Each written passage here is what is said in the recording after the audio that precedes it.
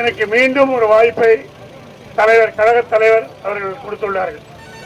அந்த வாய்ப்பை வெற்றி பெற செய்ய வைப்பது உங்க கையில். அதை கேட்டுக்கொள்வதற்காக தான் நாங்கள் இங்கே வந்துள்ளோம். எனவே நீங்கள் எனக்கு உதயசூரியன் சின்னத்தில் வாக்களித்து வெற்றி பெற செய்யுங்கள்.